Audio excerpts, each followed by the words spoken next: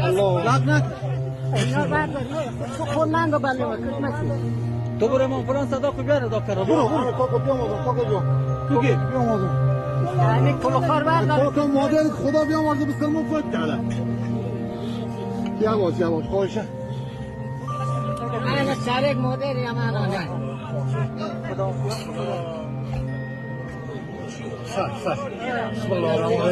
الرحیم سر کو کاکا جون من میفهمم این مادر رو طبقه اینه میگه تو چیکار فلانه مادر انجام افتاد زنده نه زنده